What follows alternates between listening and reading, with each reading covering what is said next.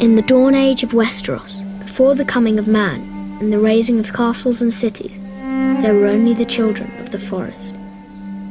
Little is known of them now, but it is said they were small in stature, dark and beautiful, and no taller than children when grown to manhood. They lived in the depths of the forests and hidden villages, crannogs and caves.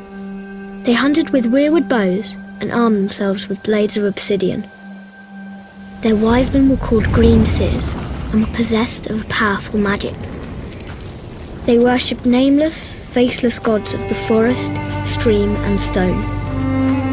According to legend, it was they who carved faces in the great white trunks of the majestic weirwoods. Their deep-cut eyes were red with sap and ever watchful. 12,000 years ago, the first men came from the eastern continent, crossing a land bridge called the Arm of Dawn. Riding their great horses and wielding weapons of bronze, they cut down the children's forests and weirwoods.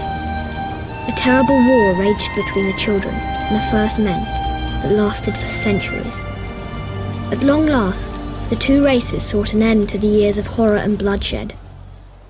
They met on a small isle in the centre of a great lake called the God's Eye. It was there they forged the pact.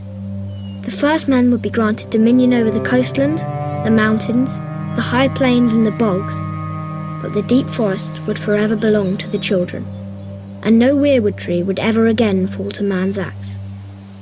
To seal the pact before the gods, the children carved a face in every weirwood tree on the island, which came to be known as the Isle of Faces. But the pact could not withstand the coming of the Andals, a race of tall, fair-haired warriors.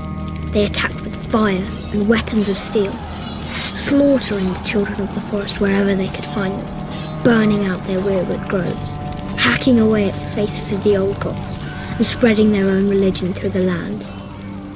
Centuries of war followed, and the Andals conquered every kingdom in Westeros, save one, the North.